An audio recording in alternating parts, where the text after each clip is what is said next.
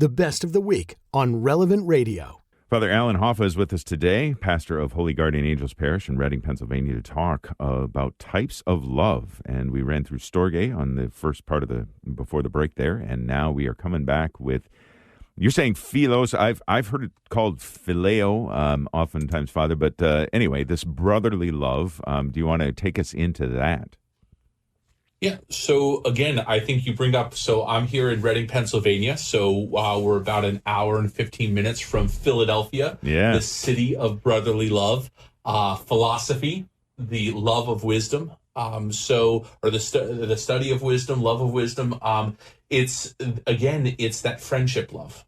And so a child comes from experiencing that storge love to philia, philos, being in that connection of friendship, that introductory level of relationship with another person who is not your family. And so I think that also is a very important aspect of love, because we do need those persons outside of family. One of the things when I'm getting couples ready for marriage and I talk to them about their own relationship, when they first meet, that's what they have. They have that friendship, that philia, love, but also it is important for them in the context of their relationship as they're about to become husband and wife, that they each have an objective friend who is that person who they have that philia love with, so that they're able to go and that person is able to tell them when they're right, but also tell them when they're wrong. That's not family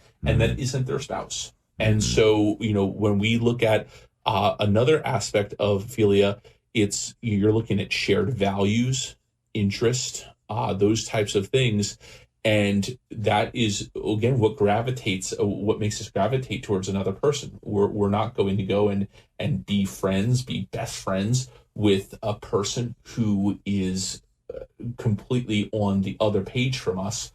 It's just not going to work. Now, again, you can have some things that are differences. It's amazing. I always go back to the relationship and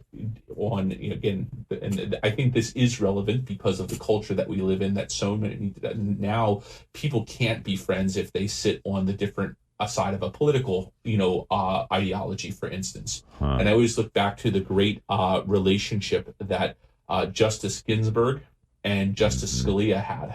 And, here they had ideologies on a professional level that were different, but their real friendship, their philia, was such a beautiful bond that connected into their married lives and into the lives of their children, etc. So I think that there's something to be said for that, where there are various aspects to our own interests that we have that may be different, but it's those things that bring us commonly together and create that joy that we have, even on a spiritual level, that when we're with that person, we feel closer to God and have that experience of God's goodness, because this person really does just make us feel better about who we are, and they bring out a better side in us. Yeah. All right, wonderful. And I'm guessing that most of our listeners, hopefully all of them, have experienced this type of love as well. And this really starts to occur early on as well, right? So is just the family distinction is what really identifies? How would you differentiate between storge and filio? Is it just that you're not a family member with that person, or is there different qualities of each? Yeah, I think that, again, there is something that is natural to the storge because it's family and it's that blood relationship and it's something that's formed in the home, whereas the filio is something that comes there's all different ways in which that happens, but it is a chosen, it's more of a choice because you weren't born into it. It was something that where you either met a person at work, when you're an adult, in school, at the playground, when you're a child. So it's more of I'm choosing this to love this person versus there's almost this interwoven with storge because it's familial, that this is the family that God has given me to. And so before, again, people can make, bad choices or do things that hurt us, etc. there is that inherent level that, it's almost like the thing of, don't you go talking, I can talk bad about my family, but don't you dare talk bad about my family or you're going to have a problem on your hands. Right, like right. There's that connectivity of storge, but filio is something where a person has chosen this. They've chosen to go down this path of love with this person because of those common interests and bonds that they have begun to figure out between the two of them. Mm-hmm. Okay, very good.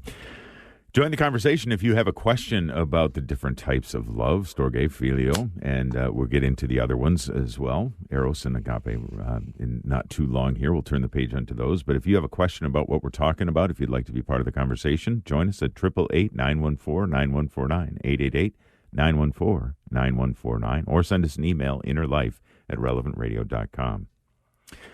As we seek to build friendships, I mean, I think that is something that we want to continue to express within our Christian lives as well, build friendships and build on this filial love. I mean, how do we, what are good practices that we want to do in order to kind of build up filial love in our hearts and in our lives? But what are things, too, that we should avoid, Father? Well, I think the big thing is the things to do to build that. You need time and presence. Mm-hmm. One of the things that I often tell people is when it comes to relationship, it's a very organic thing, and none of us would find much of a relationship in the fact that if everything we said between us and another friend was scripted, if we were just reading off of a script, or if we were just texting words to another person, it would die very quickly. So our ability to have experiences with one another and to be able to spend time to have those conversations, so communication skills are important. And to make sure that you're finding out through that conversation, what is the other person like? What is their favorite color? I look back, and again, with my work with high school students, I would oftentimes call my door to my office the threshold of tears. They would get in, they would get there to the door, and then finally, the waterworks would let loose, and they'd be, I had this relationship and it was going to end in marriage one day, and now it's over, and I would say, and how long were you dating? 3 weeks. And I thought, okay, here we go. So there's the first thing.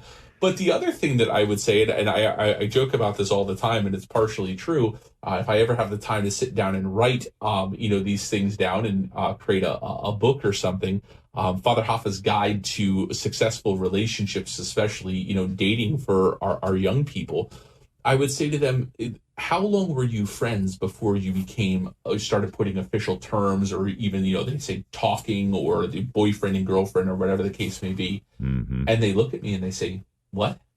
I say, how long were you friends before things took that next step? We weren't. Oh. Well, okay, there's the problem. And that goes back to your earlier question about those building blocks. Yeah. You learn from the home what love looks like.